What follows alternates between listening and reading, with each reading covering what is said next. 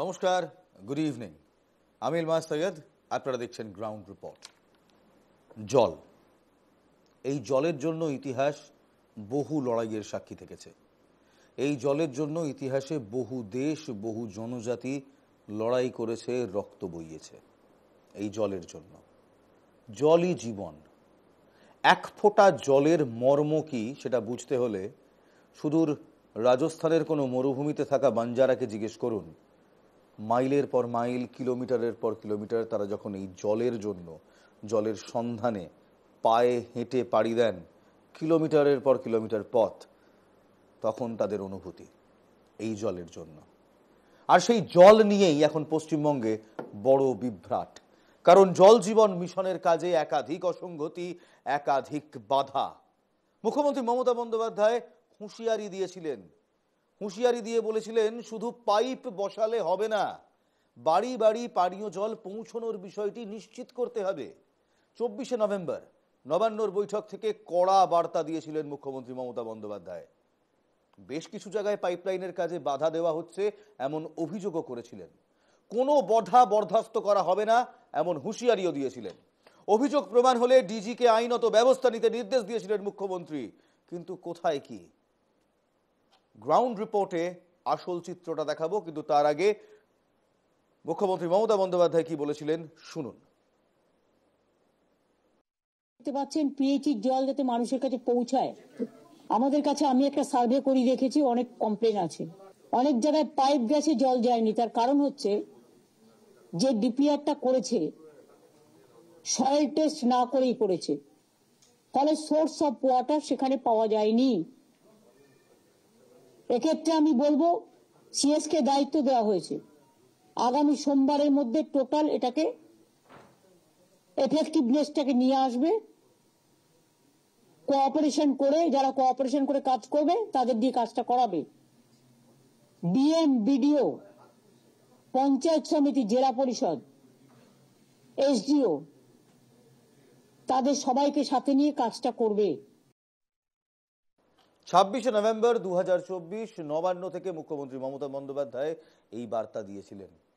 আজকে 2রা ডিসেম্বর 2024 মমতা বন্দ্যোপাধ্যায় আবার বার্তা দিলেন। মমতা বন্দ্যোপাধ্যায় একে একে বললেন 18,000-এরও বেশি জায়গায় জলের অপচয় হচ্ছে, এখনো হচ্ছে। পূর্ব বর্ধমান, নদিয়া সবচেয়ে বেশি জলের অপচয় হয় এই দুই জেলায়। 484টি অভিযোগ জমা পড়েছে জল জীবন মিশনকে নিয়ে। সমীক্ষা না করে অনেক জায়গায় ঠিকাদাররা পাইপ বসানোর কাজ করেছে। জলের পাইপ কাটা যাবে না, অনেক জায়গায় জলের পাইপলাইন কেটে দেওয়া হচ্ছে। সেটা যে আইনত অপরাধ, সেটা যে ফৌজদারি মামলা হওয়া যায়, মমতা বন্দ্যোপাধ্যায় আজকে আবার মনে করিয়ে দিলেন। বললেন অনেক জায়গায় পানীয় জল চাষে ব্যবহার করা হচ্ছে। বললেন তো বটে, কাজ কতটা হলো দেখাবো। কিন্তু তার আগে আজ মুখ্যমন্ত্রী মমতা বন্দ্যোপাধ্যায় কি বললেন, চিফ সেক্রেটারি মনোজ পন্থ তিনি কি বললেন দেখুন। আমরা পুলিশ অফিসার পিডব্লিউডি থেকে পাচ্ছি, যাদেরকে ডিপ্লয়মেন্ট করব পিএইচিতে ফর সুপারভাইজারি অ্যান্ড নর্মাল কাজের সঙ্গে ওরা যুক্ত হবেন। যেখান থেকে অবস্ট্রাকশনের কিছু কমপ্লেন গতবার এসেছিল, ওটা লোকেশনসও আইডেন্টিফাই করা হয়েছে এবং আমরা প্রশাসনিকভাবে এটা ব্যবস্থা নিচ্ছি ম্যাম। এটা যেখান থেকে সমস্যা আসছিল, যেখানে ম্যাম যেটা মূল সমস্যা ছিল, আমরা পাইপলাইনগুলো লাগিয়ে দিয়েছি কিন্তু মানুষের কাছে জল পৌঁছে যাচ্ছে না। এর জন্য পিএইচই দপ্তর এবং জেলা প্রশাসন মিলে জয়েন্টলি ভিজিট করছে এবং যে কারণে জল পৌঁছছে না, এর জন্য যে ইমিডিয়েট ইন্টারভেনশন হতে পারে, আমরা যাতে প্রেশার বাড়াতে পারি জলের, ওটা পৌঁছে যাওয়ার ব্যবস্থা করা। অথবা যেটা আপনি সাজেস্ট করেছিলেন, আমি ওদেরকে আবার বলেছি, যদি দূর থেকে পাইপ টেনে আমরা রিজার্ভয়ারে জল আনতে পারি, এটাও ব্যবস্থা করতে ম্যাম। অ্যান্ড আমরা এখন ধারাবাহিকভাবে প্রত্যেক সপ্তাহে পিএইচই যে সিনিয়র অফিসার্স আছেন ওদের সঙ্গে আমি নিজে রিভিউ করছি এবং যেটা অনারেবল আমাদের মিনিস্টার্সের গ্রুপ অফ মিনিস্টার্স আছে, এটাও আমি রিকোয়েস্ট করবো যাতে রেগুলার বেসিসে রিভিউ করে এই কাজগুলোকে আমরা কমপ্লিট করতে পারি ম্যাম। এটা আমরা আমাদের মিটিংয়ের পর 448টা কমপ্লেন পাওয়া গেছে যারা এগুলো করছে। আর নাম্বার অফ লোকেশন যেখানে ড্রিঙ্কিং ওয়াটারটা মিসইউজ হচ্ছে, মানে কেউ কেটে নিয়ে চলে যাচ্ছে, কেউ নিজের সবজি খেতে চলে যাচ্ছে। শেষ চাষ করুক আমরা চাই, তাকে নিশ্চয়ই আমরা হেল্প করবো অন্য পদ্ধতিতে। কিন্তু খারাপ জলের পাইপ কেটে করা যায় না, এটা অন্যায়। এটা করলে তার বিরুদ্ধে কিন্তু ক্রিমিনাল কেস হবে, এবং ক্রিমিনাল কেস হলে তাকে কিন্তু পুলিশ অ্যারেস্টও করতে পারে, অ্যারেস্ট করে আইনত ব্যবস্থা নিতে পারে। এটা দয়া করে যারা করছেন তারা করবেন না, আপনারা আইনটা জানেন না। বলিউডে একাধিক সিনেমা আছে, টালিগঞ্জেও একাধিক সিনেমা আছে যেখানে এই জলের মাহাত্ম্য বোঝানো হয়েছে। আজ মুখ্যমন্ত্রী মমতা বন্দ্যোপাধ্যায় আবার একবার হুঁশিয়ারি দিলেন যে নতুন করে কাউকে জায়গা দেওয়া হবে না যদি এই জল নিয়ে রাজনীতি করা হয়, যদি এই জল নিয়ে কেউ মানুষের সঙ্গে প্রতারণা করে। আমাদের প্রশ্ন, এই হুঁশিয়ারির পর কি কোনো কাজ হবে?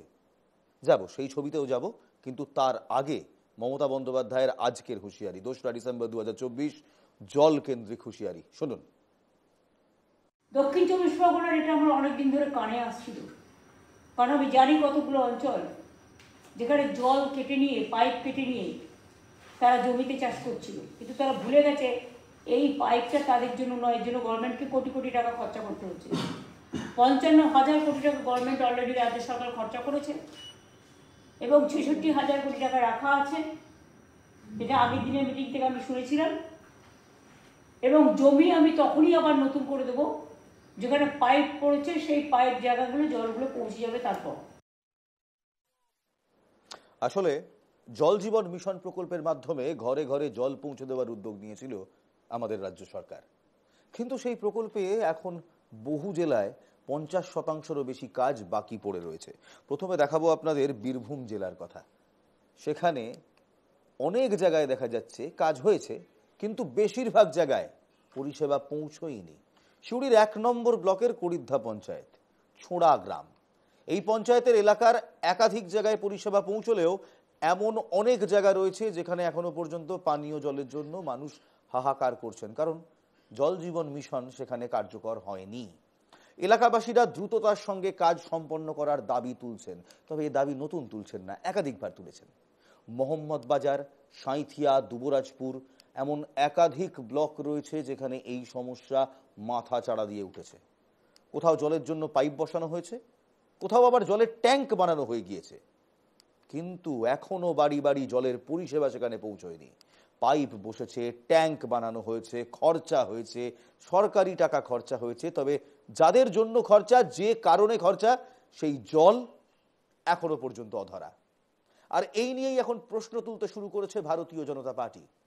অন্যদিকে চিরাচরিত ভাবে ঠিক যখন অভিযোগ ওঠে, শাসক দলের লোকজন নেমে পড়েন সেই অভিযোগগুলো অস্বীকার করার জন্য। ওখানকার গ্রামবাসীরা কি বলছেন, বীরভূমের রাজনৈতিক নেতারা কি বলছেন, দেখুন। বসাই নেই, এই দিকটা বাকি আছে, আর অথচ কমপ্লিট হয়ে গেছে কিন্তু জল দেয়নি। কেন? সেটা কেন বলতে পারছি না, যাকে জিজ্ঞাসা করছি বলছে এই দেবে দেবে দেবে, কিন্তু জলের কোনো এখনো পাত্তাই নেই। কোন দিকটাতে হয়েছে? হয়েছে করিদ্দার দিকে শুনছি, এবার আদৌ জানি না, কিন্তু আমাদের পুরো গ্রামের মধ্যে জল দেয়নি। দেয়নি? কি বলছে ওরা বলছে হ্যাঁ দেবে, আজকাল এই পাইপ লাইনের কাজ হয়েছে? পাইপ লাইনের মোটামুটি পুরোটাই হয়ে গেছে, কিন্তু আমাদের এই সাইডটা হয়নি। পাইপ লাইনে আসেনি কেন সেটা বলতে পারবো না, ওরা তো যারা দিচ্ছিল তারা বললো যে না হবে পরের বার, কিন্তু এখনো পর্যন্ত কোনো। অন্যান্য এলাকায় কবে হয়েছে? অন্যান্য এলাকায় ওই এক লটেই হচ্ছিল। কতদিন আগে তাও মোটামুটি? তাও মাস 6-এর বেশি হবে হয়তো। আর আপনাদের এখানে পাইপও বসেনি? না না কি বলছে? ওই তো আসবে বলেছিল কিন্তু কই আসেনি এখনো। পঞ্চায়েতকে জানিয়েছিলেন? না পঞ্চায়েত জানি না, পঞ্চায়েত মেম্বারকে একবার বলা হয়েছিল মৌখিক, তো ওরা বলেছিল যে হ্যাঁ হবে। দূর থেকে জল আনতে? এই তো এখান থেকে নিয়ে যেতে হয়, 8টা থেকে 9টা পর্যন্ত জল দেয়, দিয়ে তারপরে আর বৈকাল থেকে 1 ঘন্টা। ঘরে ঘরে জলের কানেকশন পেয়েছে? না, কেন এখনো দেয়নি, তো দেবো বলে দেয়নি এখনো। কতদিন ধরে দেবো বলছে?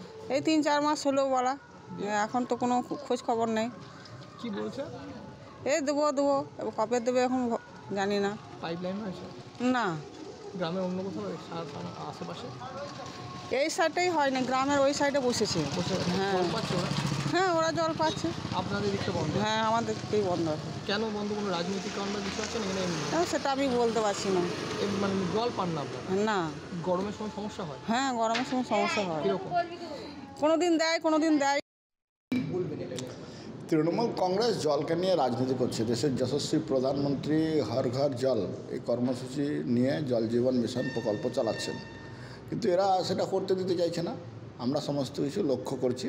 বীরভূমের মানুষ, বাংলার মানুষ জানে এখানে স্বাস্থ্য সাথী কার্ড চালাবে, কিন্তু যে আয়ুষ্মান ভারত প্রকল্প সেটা প্রধানমন্ত্রী চালাচ্ছে সেটা বন্ধ করবে। কেন্দ্রীয় সরকারের কিষাণ সম্মান নিধি সেটা হতে দেবে না। 100 দিনের কাজের টাকা এতদিন বলছিল পশ্চিমবাংলার মমতা ব্যানার্জি দেয়, যখন কেন্দ্র থেকে বন্ধ করে দিয়েছে তখন বলছে যে 100 দিনের কাজের টাকা দিচ্ছে না কেন, প্রধানমন্ত্রী জবাব দাও। আরে আজকে প্রধানমন্ত্রী তার ডিপার্টমেন্ট থেকে টাকা দিচ্ছে, জল দিচ্ছে, আর সেটা ঠিকঠাক মানুষের কাছে পৌঁছাচ্ছে না।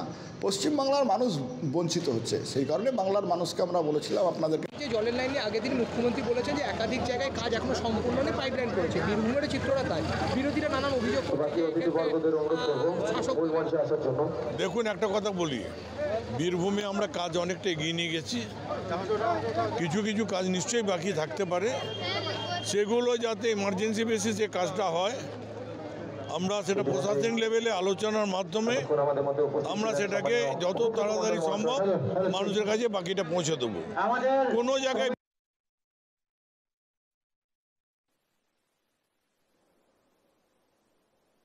আটকে গেলেন পৌঁছে দেব বলে। আসলে এই পৌঁছে দেব কথাটা তো আমজনতা অনেকদিন ধরেই শুনছেন। এখন তারা চাইছেন সমস্যার সমাধান হোক। খোদ মুখ্যমন্ত্রী বারবার হুঁশিয়ারি দেওয়ার পরেও যদি সমস্যার সমাধান না হয়, তাহলে আর কাকে এসে হুঁশিয়ারি দিতে হবে? বীরভূমের ছবি দেখালাম, চলুন পুরুলিয়া থেকে ঘুরে আসি। কারণ পুরুলিয়ার কিছু গ্রামে যেমন পানীয় জলের সমস্যা মিটেছে, তেমন একাধিক গ্রাম রয়েছে যেখানে এখনো পানীয় জলের হাহাকার রয়েছে। 5 নম্বর ওয়ার্ডের তৃণমূল কাউন্সিলর, তার নাম বিভাস রঞ্জন দাস, তিনি স্বীকার করে নিচ্ছেন তার ওয়ার্ডে জলের সমস্যা রয়েছে। বলছেন মুখ্যমন্ত্রীর নির্দেশ মতো অন্য কাজ ছেড়ে, বাকি সব কাজ ছেড়ে তিনি এখন জল সমস্যা সমাধানের জন্যই মাঠে নেমেছে। অনেকেই জল পাচ্ছেন না, তাই গত 10-12 দিনের মধ্যে তিনি যে পন্থা নিয়েছেন তা হলো বিকল্প ব্যবস্থা নিয়ে বাড়ি বাড়ি জল পৌঁছে দেওয়া হবে। কাউন্সিলরকে দুয়ারে পেয়ে সকলেই পানীয় জলের চিরস্থায়ী সমাধানের দাবি জানিয়েছেন। এদিকে পুরুলিয়ার লাগদা গ্রাম পঞ্চায়েত এলাকার লাগদা গ্রামে পানীয় জলের সমস্যার কিছুটা সমাধান হলেও নদীয়াড়া সহ আরও 2-3টি গ্রাম রয়েছে যেখানে জলের সমস্যা এখনো রয়েছে। এলাকায় জল জীবন মিশনের কাজ অনেক খামতি রয়েছে, অভিযোগ করছে বামেরা। দেখুন, পানীয় জলের সমস্যা মিটেছে? হ্যাঁ মিটেছে, জল আসছে ঠিকঠাক? হ্যাঁ ঠিকঠাক আসে, কোনো কোনো দিন সাপ্লাই থাকে না, তখন একাধ দিন বন্ধ হয়। তখন সমস্যা হয়? সমস্যা হয়নি, এমন কিছু সমস্যা হয়নি। তখন কি করতে তো হয়? টিউবকল থেকে নিয়ে আসতে হয়, টিউবকল থেকে নিয়ে আসতে মাঝে মধ্যে জলের আসে না? হ্যাঁ, যেদিন কোনোদিন হয়তো সাপ্লাই। কল ঢুকেছে অনেকদিন হলো, কিন্তু এক ফোঁটাও পাই না। একটা কলে মাঝখানে প্রথম কদিন 2-1 মগ করে পেয়েছিলাম, এখন সেটাও পাচ্ছি না। এটা কতদিন রয়েছে সমস্যাটা? জবে থেকে কল লেগেছে, আপনি কলের ছবি নিয়ে যান, দেখুন একটা কলে জল বাড়িতে কানেকশনে জল নেই? বাড়িতে কানেকশন আছে, জল নেই। তো এই সমস্যা তো বহুদিনের। আমাদের তো কানেকশনটা এলে এই কদিন হলো। আচ্ছা, কানেকশন জলের সমস্যা আমাদের ওই বোরিং করা আছে, বোরিং থেকে জল পাই। আমাদের জলের সমস্যা অনেক দিন থেকে আছে। যেদিন কল পেয়েছি তারপরে জল পাই না, 1-2 বালতি জল পেয়েছি, তারপরে জল পাই নাই। নিজ দিয়ে জল পড়ে, আমাদের এই দিকটাতে জল হয়নি। মুখ্যমন্ত্রী নির্দেশ দিয়েছে, এবার কি মনে করছেন জল পাবেন? আমরা তো দিদির প্রেরণায় আছি, যদি পাই দিদির আশীর্বাদে জল, দিদির অপেক্ষায় আছি। যেদিন দিদি জল জীবন মিশনের কাজটা শুরু হয়েছে বেশ কিছুদিন আগেই।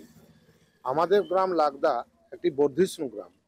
1986 সাল থেকে এখানে স্ট্যান্ড পোস্টের মাধ্যমে জল আসে, কিন্তু খুব দুঃখের কথা এখনো জল জীবন মিশনের যে পুরোপুরি সাফল্য এসেছে সেটা আমরা বলতে পারবো না। পাশের গ্রাম বাঘুডিতে 2022-এর মে মাস থেকে বাড়ি বাড়ি জল যাচ্ছে, কিন্তু আমাদের গ্রামে এখনো পর্যন্ত 100% সাকসেস নয়। আমার পঞ্চায়েত এলাকাতে আমার তো বাঘুডি অনেকদিন ধরে আমরা জল দিচ্ছি। লাগদা গ্রামও আমরা জল দেওয়া শুরু করে দিয়েছি। কয়েকটা জায়গায় একটু টেকনিক্যাল সমস্যা হচ্ছে, বেলকুড়িতেও কাজ চলছে, নদীয়াড়াতেও কাজ চলছে। আমরা আশা করছি আমরা সময়ের মধ্যে সবাইকে পরিশুদ্ধ পানীয় জল পৌঁছে দেবো। মুখ্যমন্ত্রী যেটা চেষ্টা করছেন, আমরা আশা করছি আমরা ঠিক সময়ে সবাইকে পরিশুদ্ধ পানীয় জল পৌঁছে দেবো। সবচেয়ে সমস্যা কি জানেন? ধরুন আপনাকে কেউ বলেছে কোনো একটা দ্রব্য আপনাকে দেবে, কিংবা কোনো একটি প্রতিশ্রুতি দেওয়া হয়েছে আপনাকে, কোনো একটি পরিষেবা আপনি পাবেন। আপনি চোখের সামনে দেখছেন সেই দ্রব্যটি কিংবা সেই পরিষেবাটি আপনার চোখের সামনে মূলোর মতো কিংবা ক্যারেটের মতো, গাজরের মতো ঝুলিয়ে রাখা হয়েছে। আপনিও ভাবছেন হ্যাঁ হবে হবে হবে হবে, কিন্তু যখন পরিষেবা পাওয়ার কথা হচ্ছে তখন দেখছেন নেই। কেন? কুচবিহারে ঠিক এই সমস্যাই হচ্ছে। একটি রিজার্ভার তৈরি করা হয়েছে, সেই রিজার্ভার গ্রামবাসী প্রতিদিন নিজেদের চোখের সামনে দেখতে পান, কিন্তু জল আর আসে না। খটখটে শূন্য এই রিজার্ভার, গোটা এলাকায় জল নেই। এলাকাবাসীরা বলছেন রিজার্ভার রয়েছে, পাম্প বসানো হয়েছে, কিন্তু পাইপ বসানোর কাজ এখনো শেষ হয়নি। তাই রিজার্ভার রয়েছে, পাম্প রয়েছে, পাইপ না বসলে কিভাবে জল আসবে? কেন শেষ হয়নি? কারণ যে ঠিকাদার সংস্থা এই পাইপ বসানোর বরাত নিয়েছিল তারা হঠাৎই কাজ বন্ধ করে দিয়েছেন। তাই জন্যে পরিশ্রুত পানীয় জল থেকে বঞ্চিত এলাকার মানুষজন। মাথামাখা শহর লগ্ন পচগড়া গ্রাম পঞ্চায়েত এলাকার ভেরভেরি মানাবাড়ি গ্রামের মানুষ এখন নলকূপের জলেই নিজেদের দিন গুজরান করেন। অনেকের নলকূপ থেকে আয়রনযুক্ত জল বেরোয়, সেই জল পান করায় প্রায়শই পেটের অসুখ দেখা দেয়, হাসপাতালে ছুটতে হয়। পানীয় জল প্রকল্পের কাজ শুরু হওয়ায় আদিবাসীরা ছিলেন অত্যন্ত আশাবাদী, এইসব গ্রামের যারা আদিবাসী বাসিন্দা ছিল। তবে গ্রাম পঞ্চায়েতের সদস্য বিক্রম দত্ত বলছেন এলাকায় এলাকায় পানীয় জলের সমস্যা দীর্ঘদিনের। সেই দাবি জানানোর পর পানীয় জল প্রকল্পের কাজ শুরু হয়েছিল। ইতিমধ্যে রিজার্ভার ও পাম্প বসানো হয়েছে, কিন্তু বরাদপ্রাপ্ত ঠিকাদার যেহেতু পাইপ বসানোর কাজ অসমাপ্ত রেখেছে, তাই আর কাজটা করা যাচ্ছে না। কেন অসমাপ্ত রাখলো? পঞ্চায়েত প্রধান কি করছিলেন? এই প্রশ্নগুলোই তো বারবার উঠে আসছে। দেখুন সেখানকার মানুষজন কি বলছেন, আর কিভাবে সেখানকার পঞ্চায়েতের লোকজন, পঞ্চায়েতের যারা দায়িত্বে রয়েছেন, তারা ঠিকাদারের উপর দায় চাপিয়ে নিজেদের ঘাড় থেকে দোষ ঝেড়ে ফেলছেন। দেখুন। প্রথমে তো কাজ চলছিল, তো মোটামুটি দুর্গাপূজার আগে থেকে বন্ধ হয়ে আছে। তো কেন বন্ধ আমরা জানি না, হয়তো ঠিকাদারের কোনো গাফিলতি আছে, ঠিকাদার ঠিকমতো কাজ করছে না, বা তাদের এন্ডে হয়তো কোনো প্রবলেম আছে। তো আমরা বুঝতে পারছি না কেন তাড়াতাড়ি হচ্ছে না। আমরা চাচ্ছি যত তাড়াতাড়ি সম্ভব 1 মাসের মধ্যে যাতে কাজটা কমপ্লিট হয়, সবাই যেন জলটা পায়, সেটাই আমাদের দাবি, আমরা সেটাই চাচ্ছি। পুরা দমে ছিল, তারপর দুর্গাপূজা পরে থেকে কন্ট্রাক্টরও দেখা নাই, কোনো শ্রমিকেরও দেখা নাই, কেউ নাই, ওরা কেউ আসে না। তা 2 মাস থেকে বন্ধ হয়ে আছে কাজ, কারো খোঁজ খবর নাই। তাড়াতাড়ি চালু হলে পরে মানুষের পরিশোধীয় পানীয় জল পাইতো, মানুষের সুবিধা হতো, মানুষের পেটের রোগটুক হচ্ছে এই টিউবওয়েলের জল খেয়ে। আমরা আশা করব আপনাদের মাধ্যমে, আপনাদের সংবাদের মাধ্যমে যেন কন্ট্রাক্টর তাড়াতাড়ি আইসা কাজটা তাড়াতাড়ি চালু করে। তো মাঝখানে চালু ছিল, দুর্গাপূজার পর থেকে কাজটা বন্ধ। আর আমাদের এই এলাকার দীর্ঘদিনের একটা মানুষের একটা চাহিদা ছিল, একটা পানীয় মানে শুদ্ধ জল আমরা যেন মানুষকে দিতে পারি। মানুষ এটার জন্য অপেক্ষা করে বসে আছে, কিন্তু ঠিকাদার কী কারণে কাজটাকে বন্ধ করে রেখেছে সেটা আমাদের ঠিক জানা নাই, সেটা ঠিকাদারের ব্যাপার। কিন্তু আমরা আশা রাখছি যে কাজটা হয়তো আগামী 1 মাসের মধ্যে কাজটা শেষ হবে। মোটামুটি কাজটা শেষের দিকে, বাকি কিছুটা বাকি আছে, এখন ঠিকাদারের উপরে নির্ভর করছে। হুগলিতে আবার অন্য সমস্যা। হুগলিতে রিজার্ভার আছে, পাম্প আছে, পাম্প থেকে পাইপলাইনও চলে গেছে, পাইপলাইনের মুখে একটা করে কল বসানো হয়েছে। কল খুললে আর জল পড়ে না। কল আছে তবে জল নেই চুচুড়ার সিংহ বাগান নতুন পাড়া এলাকায়। এখনো পর্যন্ত প্রতিটি বাড়িতে নলবাহিত পরিশ্রুত পানীয় জল পৌঁছয়নি। আর এই নিয়ে সম্প্রতি উষ্মা প্রকাশ করেছেন রাজ্যের মুখ্যমন্ত্রীও। এরপর তড়িঘড়ি নড়ে চড়ে বসেছে জেলা প্রশাসন। হুগলি জেলা প্রশাসনের পক্ষ থেকে দফায় দফায় মহকুমা স্তরে বৈঠক করা হয়েছে। কোথায় কোথায় এখনো পর্যন্ত জল পৌঁছয়নি তার তালিকা তৈরি করার কাজ শুরু হয়ে গিয়েছে, এবং সেই সমস্ত এলাকাগুলিতে কি কারণে জল পৌঁছচ্ছে না তার খোঁজ খবর নেওয়াও শুরু হয়েছে।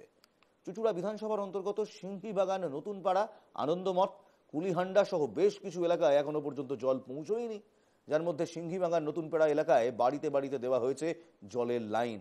ওই যে বললাম, লাইন গেছে, কল বসেছে, কিন্তু জল নেই। দেখুন, কলের জল লাইন আছে কিন্তু জল নেই, জল আসে না। যেদিন বসিয়ে দিয়েছে সেদিন থেকে একদিনও জল আসেনি, ওই পাইপই বসিয়ে দিয়ে গেছে। আমার পাশে বাড়িও আসে না, ও পাশে বাড়িও আসে না। এই চল্লাতেই তো জল আসে না, মোটামুটি আমার যেটুকু জানে আসে না। তারপরে একদম জল নেই, একদম কলে একদমই জল নেই। আর এই বর্ষার মধ্যে পুরো এতটা করে কোমরের মধ্যে জল এখানে হয়ে যায়। খাওয়ার তো জল একদমই পায় না, একদম জল না নাকি বাঁচা যায় বলুন না। শুধু কি কলের লাইনই দেওয়া হয়েছিল? হ্যাঁ, লাইনই দেওয়া হয়েছে। আর একবার চেকিংয়ে সার্ভে করতে এসেছিলাম, বলেছি কিছু ফল হয়নি কোনো। বলছি এই যে কলের লাইন বসানো হয়েছিল তারপরে কোনোদিন জল পড়েছিল? না, বসানোর মধ্যেও জল পড়েনি। বসানোর পর থেকে না, একদম না, জল আসেইনি, জল একদম। খুব প্রবলেম, জলের কষ্ট তো আমরা এই করতেছি, টাকা খরচা করি, জলের বিশাল কষ্ট। আর এই মাঠের সাইডটি বাড়ি, যত ছেলেপিলি সব বড় মানুষ আসে, জল করে কাবড়ায়, না করা যায়, জল না করা যায়। ওই সিঙ্গি বাগানে তো জলে নিয়ে খেয়ে কত কন্টিনিউ পালন করে গেছি। আপনি বললেন এখানটায় 2 কিলোমিটার পাইপ লাইন আমি বসিয়েছি, এবং আমাদের পিএইচি থেকে যে পাম্প করার কথা ছিল আমরা ওদেরকে অনুরোধ করেছিলাম, ওরা আমাদের কাছে যে কাগজপত্র চেয়েছিল আমরা ক্লাব থেকে ওদের জায়গাও দিয়েছি। দেওয়ার পরে হয়তো রাজনৈতিক কারণে, যেহেতু আমরা বিরোধীতে ছিলাম, সেহেতু রাজনৈতিক কারণে প্রজেক্টটা তো সেন্ট্রাল গভর্নমেন্টের, পাম্পটা তো যখন খুশি হতে পারে, কিন্তু ওরা যেহেতু রাজনৈতিক প্রতিহিংসা পালনের জন্য ওরা পাম্পটা আটকে রেখেছে, যার জন্য এখানকার লোকেদের জল পাচ্ছে। আপনি এই এলাকায় পাম্প করার জন্য জায়গাও স্যাংশন দিয়েছিলেন? একদম, ক্লাব মাঠে আমাদের বিরাট বড় 5-6 বিঘা জমির মাঠ আছে, সেই মাঠে আমরা জায়গা পিএইচিকে প্রথম দিয়েছি, কিন্তু সেইখানটা এখনো হলো না, চারিদিক দিয়ে হয়ে গেল। এটা হচ্ছে রাজনৈতিক প্রতিহিংসা, আর কিছু না। আলিপুরদুয়ার পুরসভা সূত্রে যে খবর আমরা পাচ্ছি, সেই খবর বলছে মোট 20টি ওয়ার্ডের মধ্যে 5টি ওয়ার্ডে জলের পাইপলাইন বসানোর কাজ হয়েছে, 11টি ওয়ার্ডে এখনো জলের পাইপলাইন বসানোই হয়নি। দ্রুত জলের পাইপলাইন বসানোর বরাদ দেওয়া হয়েছে এক ঠিকাদার সংস্থাকে। এখনো পর্যন্ত গোটা পাইপলাইন বসাতে আনুমানিক 4 কোটি টাকা ব্যয় হবে। এছাড়া জলের ট্যাঙ্ক ইতিমধ্যেই বিভিন্ন ওয়ার্ডে করা হয়েছে, কিছু কিছু জায়গায় বাড়ি বাড়ি জলের কলও বসানো হয়েছে, আবার অনেক জায়গায় কলও বসানো হয়নি। এ এক অদ্ভুত সংকট, যেখানে পাইপ হয়েছে সেখানে কল হয়নি, যেখানে কল বসানোর চরিত্র চালাচ্ছে সেখানে শুধু রিজার্ভার বসানো হয়েছে। 4 কোটি টাকা যে ঠিকাদারকে দিয়েছেন চেয়ারম্যান, পুরসভার চেয়ারম্যান প্রসেনজিৎ কর, তিনি বলছেন খুব শিগগিরই 16টি ওয়ার্ডে জলের পাইপলাইন বসানো হয়ে যাবে। আবার অ্যাকচুয়াল গ্রাউন্ড রিপোর্ট বলছে 11টা ওয়ার্ড এখনো জল থেকে বঞ্চিত। কার কথা শুনবেন দেখুন। আসলে এটা জল জীবন মিশন, এটা একটা কেন্দ্রীয় প্রকল্প। অবশ্যই তাতে রাজ্য সরকারের একটা বিষয় থাকবেই। অন্যান্য রাজ্যে জল জীবন মিশন আমাদের ভারত সরকারের প্রধানমন্ত্রীর স্বপ্নের একটা প্রকল্প, বিশুদ্ধ পানীয় জল বাড়ি বাড়ি পৌঁছে দেওয়ার। কিন্তু আমাদের মুখ্যমন্ত্রী তিনি কি বলেছেন, কোথায় অবস্টাকল 70% হয়েছে, এগুলো ওনার মন গড়া কথা। বাস্তবে যেটা দেখতে পাচ্ছি, আলিপুরদুয়ার মিউনিসিপ্যালিটির বিভিন্ন ওয়ার্ডে পাইপগুলো পাতা হয়েছে, তাও সমস্ত ওয়ার্ডে নয়। এবং যখন আপনি আলিপুরদুয়ার শহর ক্রস করে যখন আপনি গ্রামীণ এলাকাগুলোতে যাবেন, সেখানেও মাটি খুঁড়ে রাখা হয়েছে, পাইপ নেই। আর কিছু কিছু জায়গায় পাইপ ভেতরে আছে, কিন্তু জলের কোনো রকম ব্যবস্থা এখনো হয়নি। মানুষ হাসাহাসি করছে, মানুষ ক্ষেপে যাচ্ছে। বিষয় হচ্ছে মমতা ব্যানার্জি নিজে মুখ্যমন্ত্রী, তাকে কাজে বাধা দিচ্ছে, এত বড় সাহস পশ্চিমবঙ্গে কারো নেই। যদি কেউ বাধা দিয়ে থাকে তাহলে সেটা নিজের দলের লোকই বাধা দিচ্ছে। হয়তো ভাগ বাটোয়ারা নিয়ে কোনো ঝামেলা হয়েছে, তাদের ভাগ তারা পাচ্ছে না তাই বাধা দিচ্ছে। বাকি উনি 70% কথা যেটা বলছে, আমি আলিপুরদুয়ারের কথাই যদি বলি, আলিপুরদুয়ারে মাত্র 20টা ওয়ার্ডের মধ্যে 5টা ওয়ার্ডে এখনও পর্যন্ত পাইপ বসেছে, এবং সারা আলিপুরদুয়ার জেলায় বিভিন্ন জায়গায় যে জলের প্রকল্পগুলো বসেছে সেখানে শুধু পাইপ বসেছে, এখনও পর্যন্ত সেই পাইপ দিয়ে জল এখনও পর্যন্ত নল দিয়ে বেরোয়নি। সুতরাং 70% না 100% ওনার কাছে তো মনে হয় 100%ই হয়ে গেছে, কিন্তু এখনও পর্যন্ত পাবলিক এর সুবিধা এখনও পর্যন্ত পায়নি। আলিপুরদুয়ারে এখনও আলিপুরদুয়ার শহরের মধ্যে পৌরসভায় এখনও 15টা ওয়ার্ডে কাজই শুরু হয়নি। 70% কাজ হয়ে গেছে, 90% কাজ হয়ে গেছে, বড় বড় রিপোর্ট কার্ড। আর সরজীবনে গ্রাউন্ড রিপোর্ট বলছে কোথাও 20%, কোথাও 30%, অধিকাংশ মানুষই জল পাচ্ছেন না। মালদা জেলায় 146টি গ্রাম পঞ্চায়েত রয়েছে, এবং অদ্ভুতভাবে সেই 146টি গ্রাম পঞ্চায়েতের অধিকাংশ গ্রামে জল নেই। জল জীবন মিশন প্রকল্পে জেলায় জেলায় চালু হলেও বিশুদ্ধ পানীয় জল এখনো পৌঁছয়নি এইসব গ্রামে। চাঁচল মহকুমার চাঁচল 2 নম্বর ব্লকের ভাকরি গ্রাম পঞ্চায়েতের রসুলপুর গ্রামকে সরকারিভাবে জল জীবন প্রকল্পের মডেল গ্রাম বলে স্বীকৃতিও দেওয়া হয়েছে। কিন্তু এই একই গ্রাম পঞ্চায়েতের অধীনে থাকা গোরখপুর, রামপুর, নেহালপুর, হেরোহাজরা মানিকনগর, হবিবনগর, বিদ্যানগরপুর, নোয়াটলা সহ একাধিক গ্রাম আজও জল থেকে বঞ্চিত। কেন? গ্রামগুলোতে পাইপলাইন রয়েছে, কিন্তু কল খুললে আর জল পড়ে না। তাই আজও এই গ্রামের বাসিন্দারা পুকুরের জল ব্যবহার করেন। দেখুন সেই ছবি দেখাচ্ছি। চাষের জন্য ব্যবহৃত সাবমার্সিবল জল ব্যবহার করেন অনেকে। মালদা জেলা জনস্বাস্থ্য কারিগরি দপ্তর সূত্রে জানা গিয়েছে 1800টি গ্রামে এই প্রকল্প করা হবে। মালদা জেলা পরিষদের সহসভাপতি এটিএম রফিউল হোসেন তিনি বলছেন, জেলার 8 লক্ষ বাড়িতে কল বসানোর পরিকল্পনা করা হয়েছে। সবই তো পরিকল্পনা, কাজ হচ্ছে কোথায়? আমজনতার বক্তব্য, রাজনৈতিক কচকচানি, শুনুন। তাদেরকে জানিয়েছেন? হ্যাঁ জানিয়েছি, ওই রামপুরের লোকে। কি বলছে তারা? ও বলছে আসবে জল, এখন আসছে না তো পরে আসবে, এরকমই বলছে। কতটা অসুবিধা হচ্ছে? অনেকটা অসুবিধা। এই জল পাচ্ছেন না, আপনারা যাচ্ছেন তাহলে কোথায়? ওই যে এখানটায় আছে একটা, ওই ওদিক থেকে আসছে জল, ওই ওখানটায় আনছি আমরা জল। এখানে সাবমার্সাল বসানো আছে? না মার্শাল নয়। থেকে নিয়ে আসছেন? পুকুর থেকে। কেন পুকুর থেকে জল নিয়ে আসতে হচ্ছে? পাচ্ছি না পানি, ওই জন্য আসছে না। আমরা মনে ভাবছিলাম জল আসবে, কিন্তু ভালোর জন্য কিন্তু করে গেছে, কিন্তু আসছে না জল। মানে কি অসুবিধা হচ্ছে? জলের জন্য অনেক অসুবিধা হচ্ছে আমাদের জলের জন্য অনেক অসুবিধা হচ্ছে। কতদিন হলো আপনাদের এইভাবে বসানো? 3 বছর হয়ে গেল। একদিনও জল আসেনি? না, জল আসছে না একদম। জল আসলে কি সুবিধা হতো আপনাদের? আমাদের বাচ্চা খাঁচার মানে সুবিধা হতো, পুকুরে মানে যেতে হতো না গা ধুতে। বাচ্চাদের মানে পুকুরে যে হচ্ছে, চুলকুন হয়ে যাচ্ছে, অসুবিধা হচ্ছে বাচ্চাদের। তার কাজ আমাদের 2024 সালে যেটা আমাদের জল জীবন মিশনের সেটা কমপ্লিট হওয়ার কথা ছিল, কিন্তু কাজের টাইম লাইন এক্সটেন্ড করা হয়েছে এবং প্রায় আমাদের মালদা জেলাতে অনেকই কাজ হয়েছে, বেশ কিছু গ্রামে কাজ হয়েছে। তো আমাদের মালদা জেলায় প্রায় 8 লক্ষ ট্যাপ কল লাগাবার একটা আছে আমাদের, মানে সার্ভে হয়েছে। তো আপাতত আমাদের 3টে বড় প্রজেক্ট কাজ চলছে এবং সেটা আশা করছি এই টাইম লাইনটা আমাদের 26 সাল পর্যন্ত হলো। 25 সালের মধ্যে মালদা জেলায় কিন্তু 3টা বড় প্রকল্প কমপ্লিট হয়ে যাবে এবং এটা হলে কিন্তু 50%, প্রায় 3.5 লক্ষ থেকে 4 লক্ষ ট্যাপ কল কমপ্লিট। পাইপ পৌঁছে যাওয়া মানেই কিন্তু জল সরবরাহ করা নয়। জল সত্যি পৌঁছেছে কিনা তা নিশ্চিত করতে হবে। এর জন্য সংশ্লিষ্ট পানীয় জলের লাইন যাচাই করতে হবে। এটা মুখ্যমন্ত্রীর নির্দেশ, আর সেই নির্দেশ পালন করতে গিয়ে এবার বাড়ি বাড়ি পর্যবেক্ষণে গেলেন নদিয়ার হরিণঘাটার বিডিও মহেশ্বতা বিশ্বাস। আর কেনই বা যাবেন না, কারণ আজকেও মুখ্যমন্ত্রী মমতা বন্দ্যোপাধ্যায় আমার কাছে রয়েছে, তিনি বলেছেন পূর্ব বর্ধমান এবং নদিয়াতে সবচেয়ে বেশি জল অপচয় হচ্ছে। বিডিও মহেশ্বতা বিশ্বাস তিনি বলছেন তার অঞ্চলের সমস্ত ব্লক, সমস্ত ভিলেজ, সমস্ত জায়গায় জল পৌঁছে গিয়েছে। প্রশাসনিক দিক থেকে নির্দেশ এসেছে কিছু কিছু স্যাম্পেল চেক করতে, তাই তিনি বাড়ি বাড়ি যাচ্ছেন। সত্যি কি তাই? যদি তাই হয় তাহলে ভারতীয় জনতা পার্টির নেতা সুভাষ দাস কেন বলছেন এই রাজ্যে এখনো পর্যন্ত অ্যাটলিস্ট নদিয়া জেলায় কিছুই করা হয়নি? দেখুন। মানুষের বাড়িতে বাড়িতে পৌঁছে যাচ্ছে। আগামী দিন আরও ভালোভাবে মানুষের বাড়িতে বাড়িতে পৌঁছাতে শুরু করে দিয়েছে।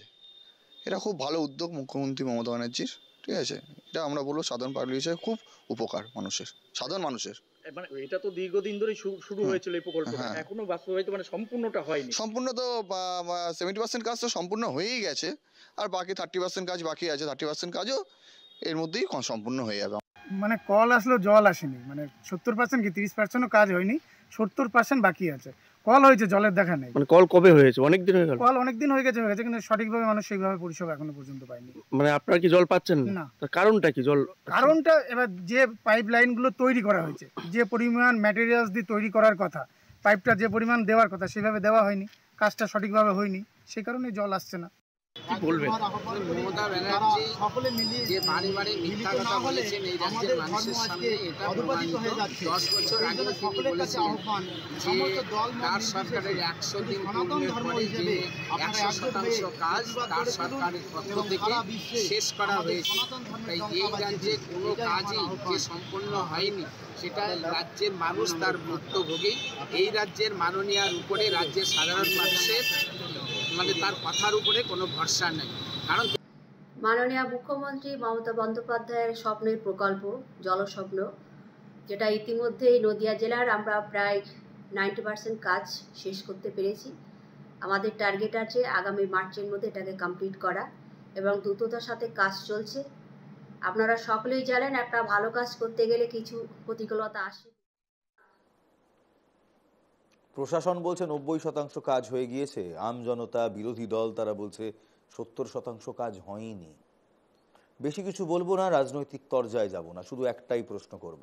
আজ যখন এই প্রশাসনিক প্রধানরা, এই প্রশাসনিক বাবুরা তারা যখন আজ বাড়িতে গিয়ে রাত্রেবেলা কাজ থেকে ফিরে পরিশুদ্ধ পানীয় জলের একটি গ্লাস হাতে নিয়ে নিজেদের বাড়ির কাউচ কিংবা চেয়ারে বসবেন এবং ভাববেন কত অনায়াসেই তারা একদম পরিশুদ্ধ জল পাচ্ছেন, তখন একবার চোখ বন্ধ করে ভেবে দেখবেন এই গ্রামের এই অসংখ্য মানুষ, মুখ্যমন্ত্রীর কথায় প্রায় 30 লক্ষ মানুষ যারা এখনো পর্যন্ত এই জল থেকে বঞ্চিত, তাদের কথা।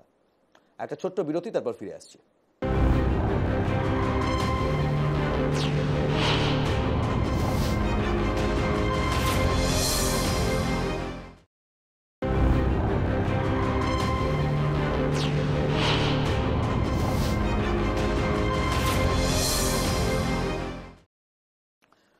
আজকে সকালে বাজারে গিয়েছিলেন, আলু কিনলেন 36 থেকে 38 টাকা, কোথাও 39 টাকা চন্দ্রমুখী ও জ্যোতি আলুর দর।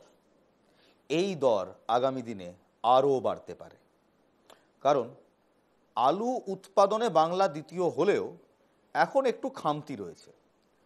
তাই ভিন রাজ্যে উৎপাদন করার কথা কিংবা ভিন রাজ্যে আলু পাঠানোর ওপর রাজ্য সরকার নিষেধাজ্ঞা জারি করেছে। মমতা বন্দ্যোপাধ্যায় সরাসরি বলে দিয়েছে, যতদিন না বাংলার মানুষ প্রথম আলু পাচ্ছে এবং এখানে পর্যাপ্ত আলু আমরা পাচ্ছি, ততদিন বাইরে পাঠাবো না। আলু ব্যবসায়ীদের হয়েছে সমস্যা। তারা বলছেন আগামীকাল থেকে সমাধান সূত্র না পেলে লাগাতার ধর্মঘটে যাবেন, আর এই লাগাতার ধর্মঘটে গেলে আপনার পকেটে আরেকটু আগুন লাগবে। আলু খাওয়াটা হয়তো আপনাকে, আমার আপনার মতো মধ্যবিত্তকে কয়েকদিনের জন্য বন্ধ রাখতে হতে পারে, সেটা কয়েক মাসের জন্যও হতে পারে। কিন্তু বারবার আলু নিয়ে এরকম জট কেন হয়? কালোবাজারিদের জন্য, কোল্ড স্টোরেজের মালিকের জন্য, নাকি আলুর উৎপাদনে সমস্যা রয়েছে? এই যে আমরা বলি আলু উৎপাদনে আমরা 2 নম্বর, সত্যি কি 2 নম্বর? চাষিদের কাছে গিয়ে আমরা আজ পর্যন্ত খোঁজ নিয়েছি? মমতা বন্দ্যোপাধ্যায় কি বলেছিলেন কয়েকদিন আগে, যার পর থেকে এই সমস্যা শুরু হয়? বিধানসভায় মমতা বন্দ্যোপাধ্যায়ের বক্তব্য দেখুন। সবটা আমাদের হাতে নেই। আমরা মানুষকে যখন আলু কোম্পানি সুন্দর বাংলায় আমরা সাপ্লাই করি, আপনারা দেখছেন আলু উৎপাদনে বাংলা দ্বিতীয়, কিন্তু হলে কি হবে? চাষিদের দোষ নয়, আমরা কত ইঞ্জিনিয়ার ঢুকে দিয়েছি আলু, কিন্তু কিছু লোক ব্যবসা করবার জন্য সেটা বাইরে নিয়ে যায়, এমনকি এক্সপোর্ট করে।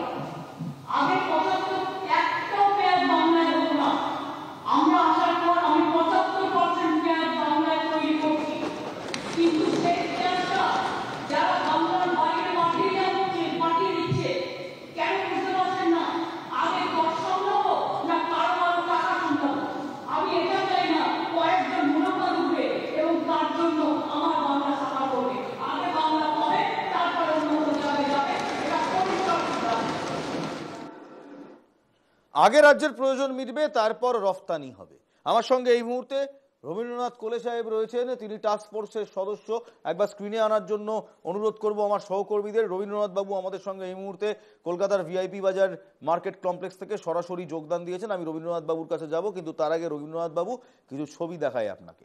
প্রথম ছবি, আলু ব্যবসায়ীদের ধর্মঘটের ডাক, আর সেই ডাক নিয়ে প্রশাসনের সঙ্গে আলু ব্যবসায়ীদের প্রতিনিধিদের বৈঠক।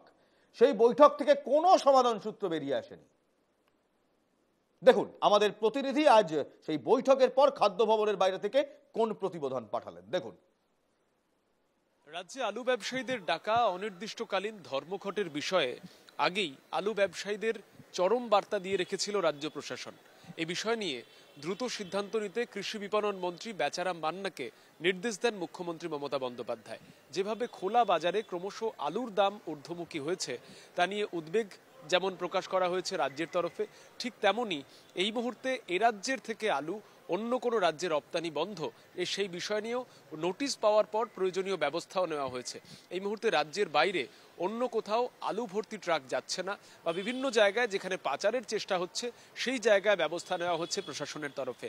এবং এর মধ্যেই মঙ্গলবার ধর্মঘটের আগের দিনই রাজ্যের আলু ব্যবসায়ীদের বিভিন্ন সংগঠন তারা বৈঠক করলেন রাজ্যের কৃষি বিপণন মন্ত্রী বেচারাম মান্নার সঙ্গে। যদিও সেই বৈঠক থেকে যে কার্যত নির্যাস হিসাবে কোনো রকম জট মুক্তির সম্ভাবনা নেই সেটা স্পষ্ট হয়ে গেল। এখনই জট কাটল না ধর্মঘটের। বিশেষ করে আগামীকাল তারা নতুন করে আবার একবার বৈঠক করবেন। আজকে দীর্ঘ সময় তারা মন্ত্রীকে এই বিষয় সম্পর্কে অবহিত করেছেন এবং আগামীকাল সংগঠনের যারা সদস্য রয়েছেন তারা নতুন করে বৈঠকের পরই পূর্ণ সিদ্ধান্ত নেবেন ধর্মঘটের প্রত্যাহারের বিষয়ে। যেভাবে রাজ্যে আলুর দাম ক্রমশ ঊর্ধ্বমুখী হয়েছে খোলা বাজারে এবং মুখ্যমন্ত্রী বারংবার উদ্বেগ প্রকাশ করেছেন, তার মধ্যেই একদিকে যেমন ড্যামেজ কন্ট্রোলের বৈঠক হলো, অন্যদিকে সেই বৈঠকের পরও যে কার্যত ফলশ্রুতি হিসাবে জট মুক্তি হলো না সেটা বলাই বাহুল্য। দীপক দাসের সঙ্গে সৌরজ্যোতি বন্দ্যোপাধ্যায়, এনকেটিভি বাংলা, কলকাতা। আমার সঙ্গে এই মুহূর্তে রবীন্দ্রনাথ সাহেব রয়েছেন, রবীন্দ্রনাথ কোলে টাস্কফোর্সের সদস্য।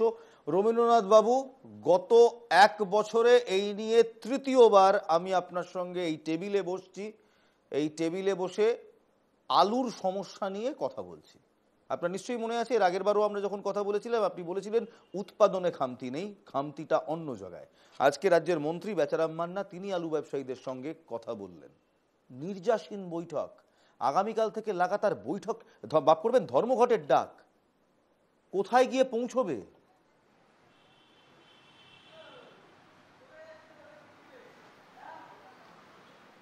বলি হ্যালো হ্যালো শুনতে পাচ্ছি রবীন্দ্রনাথ বাবু, বলুন।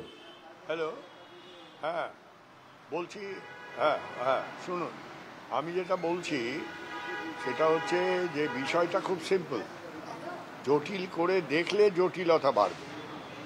গত অক্টোবর মাসের শেষের দিকে আমাদের টাস্কফোর্সের মিটিংয়ে তখন বাইরে আলু পাঠানো অন্য স্টেটে বন্ধ হয়ে গেছিল, বন্ধ করে দিয়েছিলেন মুখ্যমন্ত্রী, এই একই প্রশ্ন। তখন ওরা আবেদন করেছিল মুখ্যমন্ত্রীকে, সেই মিটিংয়ে আমি ছিলাম।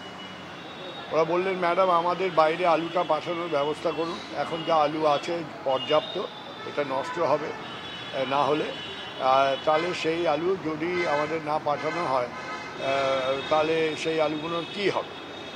আমরা 26 টাকা করে হোলসেলারদের আলুগুলো দেব, মানে কোল্ড স্টোরেজ প্রাইস হচ্ছে 26 টাকা, 26। হুগলি বর্ধমানের আলুর কথা বলছিলাম, মেদিনীপুর বাঁকুড়ার নয়। সেই আলুটা ওরা প্রতিশ্রুতি দিল।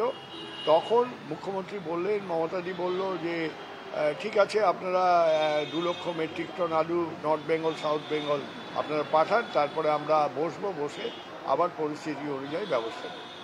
নভেম্বর মাসের 10 তারিখের পর থেকে 26 থেকে হয়ে গেল 26.5, 27, 28.5-এ পৌঁছে গেল।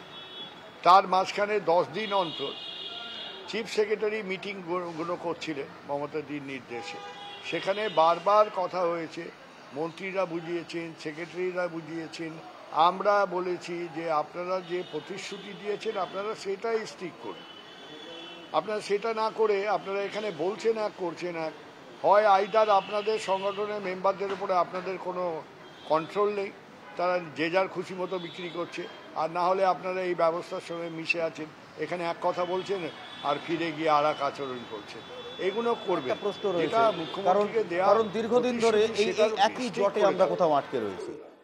আলু ব্যবসায়ীরা কি বলছে, তারা এক কথা বলছে, পরবর্তীকালে গিয়ে আবার অন্য কথা বলছে। এই মুহূর্তে আপনি যদি বাজারে যান, জ্যোতি আলু আপনি পাবেন 36 থেকে 38 টাকায়, চন্দ্রমুখী আলু পাবেন 40 থেকে 42 টাকায়। শুনুন হ্যাঁ, জ্যোতি আলু আপনি পাবেন 36 থেকে 38 টাকায়, চন্দ্রমুখী 40 থেকে 42 টাকায়। সেটা নিয়ে আমি জ্যোতি, শুনুন, আরে আমাকে বলতে দিন, এনেছেন যখন বলতে দিচ্ছে না। জ্যোতি আলু আমাদের এখানে ম্যাক্সিমামই চলে, 95% জ্যোতি আলু, সেটা হুগলি এবং বর্ধমানের আলু। মেদিনীপুর বাঁকুড়ার আলুটা কলকাতা বা শহর অঞ্চলের লোকেরা ব্যবহার করেন না, সেটা বাইরেই যায় বেশি। তা আমরা বলছি যেটা, সেটা হচ্ছে যে ওরা যে প্রতিশ্রুতি দিল সেই কথাটা ওরা রাখলো না। অনেক বলা হয়েছে, ঘন্টার পর ঘন্টা, মানে আমাদের যেটা সব থেকে আশ্চর্যের বিষয়, যখন সবজির দামটা আকাশ ছোঁয়া হওয়ার কথা, এইসব বন্যা টন্যা অমুক তমুক, সেই সময় আমরা মোটামুটি বাজারগুলো দৌড়াদৌড়ি করে নিয়ন্ত্রণে রাখতে সক্ষম হয়েছিলাম, এটা সবাই স্বীকার করলো। কিন্তু যেটা সব থেকে বেশি স্টোরে আছে সেই জিনিসটা দামটা বাড়তে শুরু করলো। এইখানটাই আপত্তি, এই জায়গাটা আপত্তি। তবে তবে রবীন্দ্রনাথ বাবু, আপনি যা বলছেন তাতে কার্যত মনে হচ্ছে যে আলু ব্যবসায়ীরা প্রশাসনকেই গান পয়েন্টে রেখেছে, অর্থাৎ প্রশাসনের দিকে রীতিমতো জোর জুলুম করছে প্রশাসনের সঙ্গে। এর তো একটা বিহিত হওয়া দরকার। গান পয়েন্টে রাখার ক্ষমতা কারণ নেই। শুনুন, আমরা শুনুন, আমি তো ব্যবসায়ী সংগঠন করি, আমি ওদেরকে এ কথা বুঝিয়েছি যে কোনো ব্যবসায়ী সংগঠন কখনো সরকারের সঙ্গে সংঘাতে যাওয়াটা উচিত না, তাদের প্রতি পদে সরকারের সাহায্য লাগে, এটা বুঝতে হবে।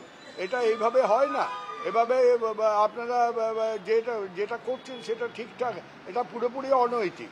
এবার উনি বারবার একটাই কথা বলেছেন যে সেকেন্ড লার্জেস্ট প্রডিউসিং স্টেট হওয়া সত্ত্বেও আমাদের এখানকার মানুষরা এত বেশি দামে আলু কিনবে কেন?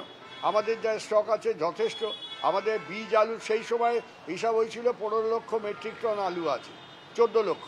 তার মধ্যে আমাদের 2 মাসের মানে নভেম্বর, ডিসেম্বর, জানুয়ারির রিকোয়ারমেন্টস বাদ দিয়ে যে আলুটা বাঁচবে এবং বীজ আলু বাদ দিয়ে যেটা থাকবে সেটাতে হিসাব করে দেখা যাচ্ছে 4-5 লক্ষ মেট্রিক টন আলু আছে। তারপর পারমিশন দেওয়ার পরে 2 লক্ষর জায়গায় অনেক বেশি চলে গেছে। পেঁয়াজ যেরকম উৎপাদন এখানে হতোই না, প্রায় খুব কম, সেটাকে এতটা বাড়িয়ে চাষিদের সাবসিডি দিয়ে করেছে, সেটাও চলে যাচ্ছে বাইরে কিনে। তাহলে এখানকার মানুষ, এখানকার বাজারে সেই মালগুলো যদি সঠিক দামে না আসে, তাহলে গভর্নমেন্ট কি হাতে হাত দিয়ে বসে থাকতে পারে? এটা তো বুঝতে হবে। গভর্নমেন্টের হাতে হাত দিয়ে বসে থাকার উচিত নয়। আমি আপনাকে জাস্ট আজকে কলকাতার মানিকতলার ছবিটা দেখাবো, আপনি আমাদের সঙ্গে রয়েছেন, আরো কিছুক্ষণ থাকবেন। মানিকতলা মার্কেটে আমাদের প্রতিনিধি গিয়েছিলেন, সেখানে 36 থেকে 38 টাকা কিলো জ্যোতি আলু, চন্দ্রমুখী আলু 40 থেকে 42 টাকা কিলো। সেখানকার ক্রেতা বিক্রেতারা বলছে যদি ধর্মঘট হয়, যে লাগাতার ধর্মঘটের কথা কয়েকদিন আগে এবং আজকেও বলেছেন আলু ব্যবসায়ীরা, তাহলে এই দাম আরো বাড়বে। দেখুন রবীন্দ্রনাথ বাবু, আপনিও দেখুন। এই তো 35 টাকা, 40 টাকা, 30 টাকা হবে তো, নিশ্চয়ই হবে। সবই তো সমস্যা হচ্ছে। 100 টাকা নিচে তো কোনো সবজির দামই বলছে না। 80 টাকা, 100 টাকা মেথি শাক কিনলাম 80 টাকা কেজি। আর কি হবে, আমাদের সাধারণ লোকের অবস্থা খারাপ। বাজারের অবস্থা খুবই খারাপ দিদি। আমরা নিয়ে বাজার করতে আসি, আর এক সময় দিশাহারা হয়ে যায় আমাদের। আলুও তো এখন তো 35 টাকা কেজি আলু, নতুন আলু 60 টাকা 70 টাকা, আর এই পুরনো আলু এই তো এই কাটা পোটা আলু আমরা 25 টাকা করে নিতে। হ্যাঁ, খুবই অবস্থা খারাপ দিদি। সমস্যা তো হচ্ছে, কি করবো, ওই মানে সবজি কম খেতে হচ্ছে, ডাল চানা এইসব খাচ্ছি, যতটা সবজি কম। রবীন্দ্রনাথ বাবু, আমি কিছু বলছি না। রবীন্দ্রনাথ কোলে রয়েছেন আমাদের সঙ্গে, টাস্ক ফোর্সের সদস্য। রবীন্দ্রনাথ বাবু, আমি কিংবা আমার রিপোর্টাররা এখানে কিছু বলছেন না, যা বলছেন আম জনতা বলছেন। গত পরশুদিন শুনুন, বলতে দিন, গত পরশুদিন উল্টোডাঙ্গা হোলসেল মার্কেটে আমরা ছিলাম। সেখানে একজন বলছিল 100 টাকা, তাকে বললেন চলুন নিয়ে কে এনেছে, আর গেল না। আমি মিথ্যা কথা বলছেন কেন? বেগুন 100 টাকা, বেগুন তো 60 টাকা করে বিক্রি হচ্ছে, এবং কাস্টমারও অনেক আছে উল্টোপাল্টা কথা বলে প্রেসের কাছে। তার মানে এইটা সত্য নয়। আপনি হোলসেল মার্কেট কাউকে বলছেন জনসাধারণ মিথ্যাবাদী? সামনেই তো আপনাদের সল্টলেকের আপনাদের হেড অফিসে অনেকে উল্টোপাল্টা কথা বলে। মিথ্যাবাদী আমি এ কথা বলবো না, কিন্তু অনেকে অনেক রকম প্রেসের সামনে এসে আলতু ফালতু কথা বলে, যার কোনো বেস নেই, যেটা বাস্তবে সত্য। এটা আমি একবার আপনাকে একই সঙ্গে রবীন্দ্রনাথ দা, আমি আপনাকে একবার পুরুলিয়ার ছবিটাও দেখাবো, কারণ মঙ্গলবার থেকে যে ধর্মঘটের ডাক দিয়েছে আলু ব্যবসায়ীরা, তারপর পুরুলিয়া, একই সঙ্গে কোতলপুর, বাঁকুড়া, সোনামুখী, চন্দ্রকোনা সহ বিভিন্ন জায়গা যেখানে কোল্ড স্টোরেজ রয়েছে, সেখান থেকে লোকজন বলছে যে সমস্যা হবে যদি এই ধর্মঘট হয়। আগামী দিনে বাজারে আরো বেশি টাকায় বেরোবে এবং বিকোবে আলু। দেখুন, আগামীকাল থেকে আলু ব্যবসায়ীরা যদি ধর্মঘট ডাকেন, তাহলে সেক্ষেত্রে প্রভাব পড়বে পুরুলিয়ার মতো জেলায়।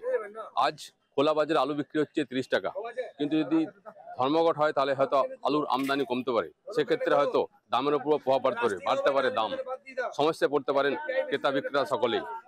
পুরুলিয়ার বড় হাট থেকে বুদ্ধদেব পাত্রের রিপোর্ট, NKTV বাংলা।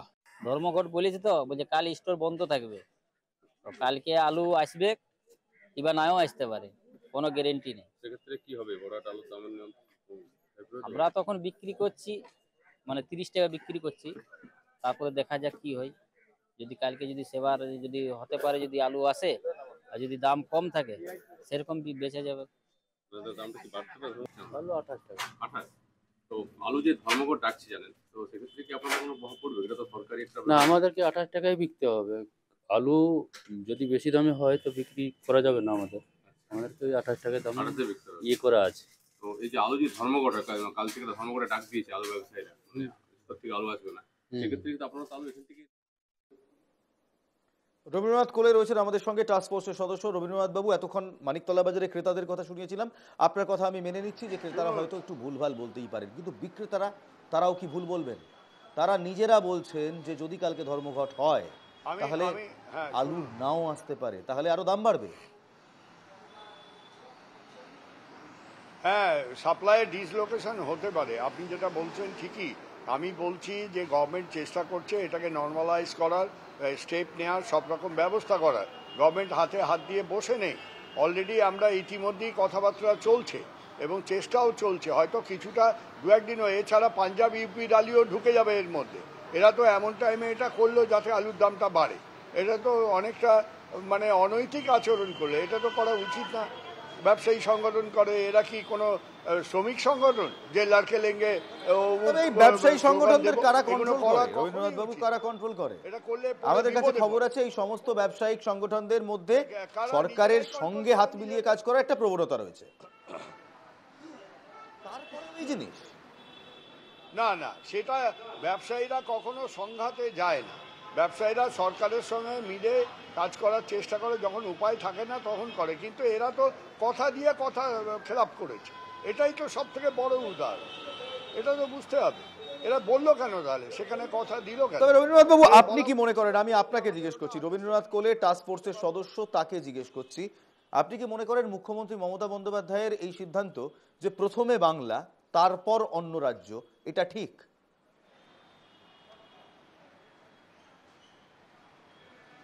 আরে আপনি ব্যাপারটা বুঝুন, আপনার বাড়িতে চাষ হচ্ছে যে জিনিসে, সেটা আপনার বাড়ির লোক খেতে পেল না আর সবটাই বাড়ির কর্তা নিয়ে গিয়ে বেচেছে, সেটা কি ঠিক? একেবারে এটা তো বাড়ির লোক দিয়ে আপনি বাইরে পাঠান, সেটাই তো বলেছে। এর মধ্যে ভুল নেই, কিছুই ভুল নেই। তাহলে ব্যবসায়ী সংগঠনদের সমস্যাটা কোথায়? মানুষকে সরকার তার প্রভাব খাটাচ্ছে না কেন? কথা ভাবতে হবে।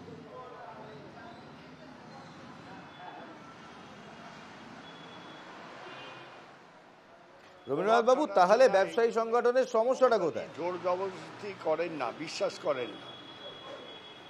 সমস্যা হচ্ছে যে ওরা মনে করছে যে ওদের লস হচ্ছে, কিন্তু ওরা তাহলে আমি বলছি ওরা কি হিসাব না করেই প্রতিশ্রুতিটা দিল? যদি দিয়ে থাকে তাহলে কিরম সংগঠন করছে যে নিজেরা এতগুলো লোক আলোচনা না করে একটা মুখ্যমন্ত্রীর কাছে ওরকম প্রতিশ্রুতি দিল, কোন আক্কেলে দিল, এটা ভাবুন। তাহলে এই মুহূর্তে সবচেয়ে গুরুত্বপূর্ণ প্রশ্নটা আপনাকে করি, একেবারে শোয়ের শেষ মুহূর্তে পৌঁছে গিয়েছি। আগামীকাল ধর্মঘট হবে কি হবে না? আগামীকাল বাজারে আলু আসবে কি আসবে না? আমি শুনুন, রিটেলারদের কাছে 2-3 দিনের আলু আছে, হোলসেলারদের কাছে হয়তো নেই সেভাবে, কিন্তু রিটেলারদের কাছে আছে। ততদিনে সরকার যদি ওরা যায়, ওরা আমার মনে হয় যাবে না, উইথড্র করবে, ওদের সুবুদ্ধির উদয় হবে। বিশেষ করে কলকাতায় ওই হুগলি বর্ধমানের আলুটাই চলে, কলকাতা বা নিকটবর্তী এরিয়ায়, শহর অঞ্চলে মানুষ, সেই জন্য আমার মনে হয় ওদের সুবুদ্ধির উদয় হবে, এই ঝামেলা মিটে যাবে। বেশ, ধন্যবাদ। রবীন্দ্রনাথ কোলে ছিলেন আমাদের সঙ্গে, টাস্ক ফোর্সের সদস্য।